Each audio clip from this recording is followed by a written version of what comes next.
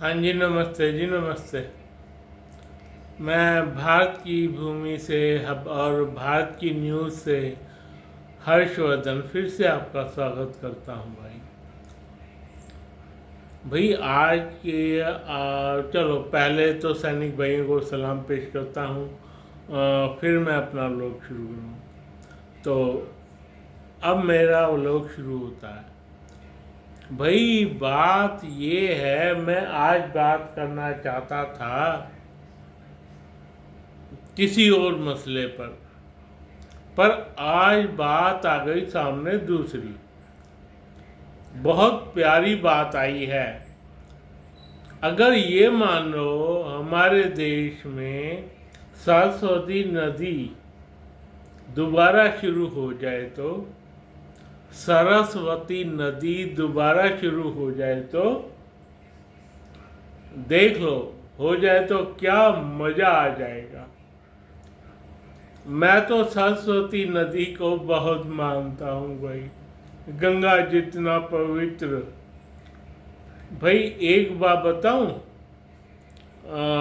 सन 5000 में, मतलब जब कृष्ण थे और बलराम थे इस भूमि पर, कृष्ण और बलराम थे इस भूमि पर, तब इस नदी का वर्णन खूब मिलता है। 2-3 जगह मिला, 2-3 जगह मिला इस धरती पर बलराम जी के टाइम में, कृष्ण जी के टाइम में ये नदी सिरे से ना, मतलब जिसके कहते हैं गुजरात से ही थोड़ी विलुप्त होनी शुरू हो गई थी। लेकिन नदी बहुत ज़बरदस्त थी तब भी। हाँ जी, नदी बहुत ज़बरदस्त थी। कमाल की बात नहीं कह रहा मैं, नदी बहुत ज़बरदस्त थी तब भी। और बंदर पूंछ के साइड में होकर निकलती थी, जो आज जहाँ आज का स्थान है ना, ये यमुना नदी का, इससे साइड में होके बहती थी, चलती थी साइड में होके। मतलब वहाँ से राइट लेंगे तो थोड़ी दूरी पर इसका ग्लेशियर था, और ये नदी सीधी सीधी होते हुए पंजाब हरियाणा के कुछ स्थान को टच करती हुई राजस्थान के एरिए से पहुंच जाती थी गुजरात। और इसके आसपास ही हमारी सारी की सारी जो है ना, सारी की सारी सभ्यताएं थी भाई। आपको ये याद होगा, भगवान कृष्ण ने चुना कौन सा, लड़ाई के लिए कौन सा स्थान चुना? कुरुक्षेत्र। ऐसे नहीं चुना, ऐसे नहीं चुना भाई। वो भगवान कृष्ण ने जो स्थान चुना ना, कुरुक्षेत्र, उसके पास में ही ये नदियों के बहती थी, क्योंकि उनको पता था कि जिस कदर ये नदी चलती है, बहती है, उस कदर सारे में आसानी होगी। भाई किसी को दाग देना हो, दाग मतलब किसी को जलाना हो, किसी को कोई लड़ाई में मारे गए हों, इतने सारे लोग हों, उनको पेवे की धरती पर जा कर के जलाया जा सके भाई। अब ये सोच लो, भगवान कृष्ण की सोच अपने टाइम से कितनी आगे थी भाई। तो भाई ये नदी बहुत बहती थी, बहुत बहती थी, कमाल की नदी थी भाई। हालांकि कुछ एरिए जो थे उस वक्त यमुना नदी के, पहले पानी बंद इस सरस्वती नदी में गिरा करता था भाई। पहले पानी यमुना का सरस्वती नदी में गिरा करता था। तो कम से कम भी ये चौड़ी हो जाती थी 6 किलोमीटर, कई एरिया में 6-6 किलोमीटर चलती थी। ये जो राजस्थान का इलाका है अनूपगढ़, यहाँ से चलनी शुरू होती थी तो 6-6 किलोमीटर इसका चौड़ा रास्ता मालूम होता है भाई। ये हमें कैसे पता लगा? ये हमें कैसे पता लगा भाई? या सबसे बड़ी बात, इसरो का एक चैनल जो चैनल है वो अंदर तक खोद के पृथ्वी में झांक के पृथ्वी में झांकता है, वो जो है उसको खोदता है तो उसकी आंखें सारा अनुमान देख लेती हैं और अनुमान लगाकर हमारे वैज्ञानिकों को दे देती हैं। ये बात है। 6 किलोमीटर का कितना एरिया? जितना के ब्रह्मपुत्र रिवर का होता है भाई, ब्रह्मपुत्र रिवर का होता है। इस कदर 6 किलोमीटर का एरिया चौड़ापन, लंबाई तो राम जाने कितनी होगी, वो भी किलोमीटर नप जाएंगे, है वो कोई आज बड़ी बात नहीं है भाई। ये तब देख लो सरस्वती नदी कितनी महान नदी थी, कितनी चौड़ी नदी थी, और इसके आसपास ही सारे हम इंसान लोग रहते थे। हड़प्पा मोहनजोदड़ो कहते हैं ना, जो सिंधु घाटी की सभ्यता बिल्कुल बेकार है, वो थी सरस्वती नदी की सभ्यता भाई। हाँ जी, सिंधु घाटी में तो कोई रहता ही नहीं था, बंदे आते थे तो सरस्वती नदी के किनारे। इतनी बढ़िया नदी थी और इतना हमारा बढ़िया का बढ़िया उसमें रहने का, खाने का, पीने का इंतजाम होता था भाई। और जो है, जब हमारे पुरुषों की मृत्यु हो जाती थी तो उसके लिए भी स्थान अलग होता था भाई। और क्या पेड़ पौधे होते थे। तो हिसाब लगा लो हमारी सरस्वती नदी का कमाल भाई। ये विलुप्त कैसे हो गई? इसका विलुप्ति का कारण भी है भाई। विलुप्ति का कारण है क्लाइमेट चेंज। खैर, वो अभी बाद में बताता हूँ।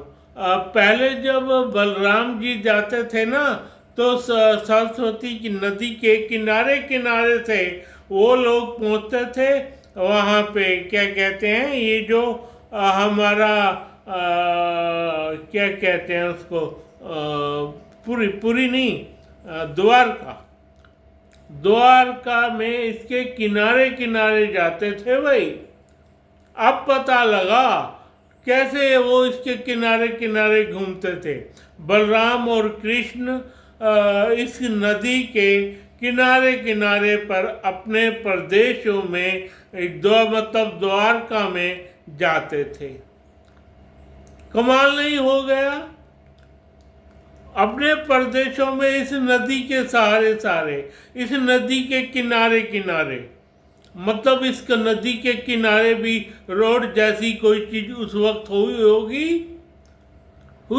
इस रोड जैसी कोई चीज रही होगी और इस नदी के किनारे किनारे से ही सारे काम होते होंगे भाई।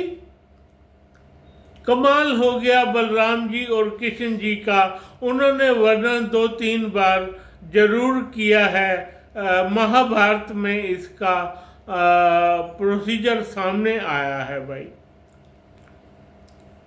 अब आप हिसाब लगा लो कि ये नदी कितनी शानदार, कितनी आ जाके, पहले क्या था, हमारे जो है ना, ये जितने वैज्ञानिक थे हमें बेवकूफ़ कहते थे, हमारे ऋषि मुनियों को बेवकूफ़ कहते थे भैया।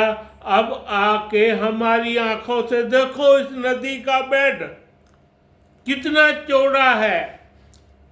हाँ जी, इस नदी का बेड कितना चौड़ा है भाई। हमारे उस संस्थान में जाके इसरो में देखो, तुम्हें वो दिखाएगा ऊपर का जो है, जो घूम रहा है सैटेलाइट, उस नदी से इस बंदरपुर से लेकर के गुजरात के पाटन तक पूरा का पूरा तुम्हारे को उसका बेड दिखेगा भाई।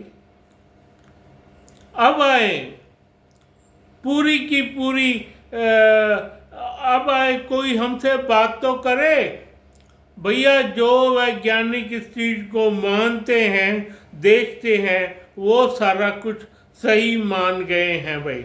अब इसको सिंधु घाटी की सभ्यता नहीं, सरस्वती घाटी की सभ्यता बोला जाने लगा है। हाँ जी, सिंधु घाटी की सभ्यता नहीं बोला, अब इसको सरस्वती नदी की सभ्यता बोला जाने लगा है। कमाल हो गया, मेरा दिल इतना खुश हुआ कि कहने की हद नहीं।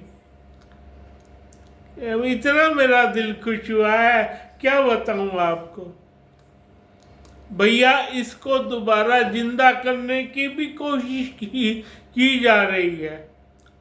हाँ जी, जो सबसे पहले इसके लिए नियम कानून बनाए गए वो थे हरियाणा के पिछले सीएम जो थे, उसके बाद मनोहर लाल खट्टर जी, उसके बाद इस सीएम ने और ज़्यादा इसमें वो डाला है, पैसे भी डाले हैं, पैसे भी दिए हैं, और कुरुक्षेत्र यूनिवर्सिटी में दिया है संस्थान पूरे सरस्वती घाटी के ऊपर। इसका पूरा बन चुका है भाई, पूरे वहाँ पे बच्चे पढ़ते हैं कुरुक्षेत्र यूनिवर्सिटी में, और इसका ध्यान दिया जा रहा है कहाँ कहाँ से ये नदी जाती थी, कहाँ कहाँ से इस नदी का फ्लो है, और इसको दोबारा से जिंदा करने के प्रयास भी चालू हो चुके हैं। इसको दोबारा से जिंदा करने के प्रयास चालू हो चुके हैं। बहुत जबरदस्त तरीके से काम चल रहा है भाई। और इसमें उसके बाद कुरुक्षेत्र यूनिवर्सिटी के बाद 3 संस्थान, 2 संस्थान इसमें जुड़ गए। एक तो इसरो का, हाँ जी, एक इसरो का, दूसरा है कुरुक्षेत्र यूनिवर्सिटी, और तीसरा है क्या कहते हैं जो हमारे देश का ये संस्थान होते हैं ना, जो भारत प्रोग्रेस के संस्थान इसमें जुड़ चुके हैं भाई। 3 स्थानों से इस नदी का दोबारा से अन्वेषण हो रहा है भाई।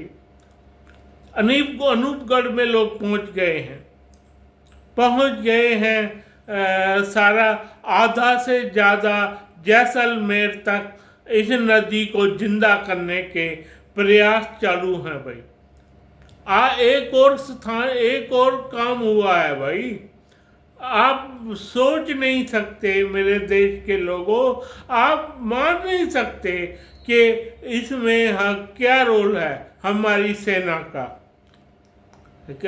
आप कहोगे हमारी सेना, हाँ जी सेना, हमारी सेना का भाई क्या हुआ था। सारा का सारा पानी और जल जैसलमेर में से पाटन तक जाता था, दिल्ली के राही उनका पानी जाता था। भैया अब ऐसा नहीं हो रहा। हमारे देश की सेना ने मीठे पानी के जैसलमेर में कुएं खोद दिए हैं। हाँ जी, कुएं। आप सोच सकते हैं जब वहां पे कुएं खोदे गए, उस बेल्ट के नीचे से अभी भी वो वहां पानी आ रहा नीचे, अभी भी पानी नीचे आ रहा है, जो जाता है बंदरपुर से लेकर के पाटन तक भाई, तब जाके समुद्र में मिलता है। हाँ जी, और अब हमारी सेना ने वहाँ पर जबरदस्त मीठे पानी के कुएं, मीठा पानी, आप सोच सकते हो, मीठा पानी, मीठे पानी के कुएं खोद मारे हैं भाई, कमाल हो गया। तो मीठे पानी के कुएं खोदने से सबसे जो सबको फायदा हुआ है वो हमारे देश की सेना है भाई। वो सेना इतने मीठे पानी के कुएं और कैंपर खोद के अपने स्थानों पे ले जाना शुरू कर दिया है। और इधर से कुरुक्षेत्र में जो हमारी मिट्टी खुदाई हो रही है, भैया उस मिट्टी के, वहाँ की मिट्टी के नीचे जो मिट्टी खोदी गई है, मिट्टी आई है सामने तलछट, वो वहाँ के नहीं है, वो हिमालय पर्वत के हैं भाई। मिट्टी हिमालय पर्वत की है, वो उसको स्थान मिल गया है सारा का सारा इसमें। तो ऐसे नहीं पूरे वर्ल्ड को ये सुनाया जा रहा कि देखो ये सरस्वती घाटी की सभ्यता भाई, सरस्वती घाटी की सभ्यता थी। तो अब आप हिसाब लगा लो ये कितना महान काम हो रहा है भाई। हाँ जी, कितना महान काम हो रहा है। सरस्वती घाटी की सभ्यता अपने आप में एक स्थान बनता जा रहा है भाई। और सबसे बड़ी बात कि कुएं खोदे जा रहे हैं मीठे पानी के, और जैसलमेर तक पहुंच गया है। हमारा संस्थान कुरुक्षेत्र यूनिवर्सिटी इसका पूरे पीछे पड़ चुका है भाई। इसका सारा का सारा बायोडाटा हमारे पास है भैया। सरस्वती नदी हमारी दोबारा तो पैदा हो रही है भाई, दोबारा पैदा हो रही है। आप सोच नहीं सकते कितना महान काम हमारे वैज्ञानिकों ने भी कर दिया है भाई। आप सोचेंगे मैं थोड़ी बहुत रुआ सा क्यों रहा हूँ, ये खुशी के आंसू है भैया। मेरी सरस्वती नदी, जिसको कहते हैं ना गंगा यमुना सरस्वती, वो सरस्वती नदी फिर से पैदा हो रही है। पैदा होने के स्थान से पेवे में जो इनका रिवर का बेड है वो सारा का सारा दोबारा से जिंदा किया जा रहा है। बंदरपूछ के पास एक डैम बनाया जा रहा है आजकल हमारे संस्थान द्वारा, हमारे जो ये है ना सेंट्रल गवर्नमेंट द्वारा और हमारा हरियाणा गवर्नमेंट द्वारा, और इसमें शामिल किया जा रहा है भाई हिमाचल गवर्नमेंट को भी। तो जब ये डैम पूरा हो जाएगा उसके बाद जो नदी आनी शुरू होगी उसका हम हिसाब ही लगा सकते हैं सिर्फ कि क्या होगा। ये असली बातें तो बताते नहीं हमारे देश के जो ये है ना मीडिया वाले, ये बेकार की बातों में लगे रहते हैं भाई। वो ये चाहते हैं ये गवर्नमेंट कब गिरे, कब हमारे पास पैसा आए। इतना पैसा अब हमारे पास पैसे, FCRA कानून लागू हो जाएगा, कैसे आएगा, क्या होगा, क्या नहीं होगा, सिर्फ इस स्थान में लगे हुए हैं हमारे देश का गंदा मीडिया। जब हमारे देश का गंदा मीडिया ऐसी बातें करेगा तो भैया रह रब का नाम। तो अब जा कर के सरस्वती नदी हमारी पूरी की पूरी तैयार हो गई है भाई। सरस्वती नदी का बेड तैयार हो रहा है, बेड तैयार हो रहा है। दोबारा से सरस्वती नदी को हम जिंदा करके रहेंगे और दोबारा से क्या कहते हैं पेड़ पौधे उगेंगे भाई जैसलमेर में। अगर यह पानी वहाँ का कामयाब हो रहा है सारा का सारा सिस्टम, तो भाई दोबारा से वहाँ पेड़ पौधे उगाएंगे। और जबकि अनूपगढ़ तक तो पेड़ पौधे वैसे ही होते हैं। फिलहाल मैं अपने सैनिक भाइयों को सलाम पेश करता हूँ और अपने बंदों से कहता हूँ मुझको लाइक करें, सब्सक्राइब करें। धन्यवाद, धन्यवाद, धन्यवाद।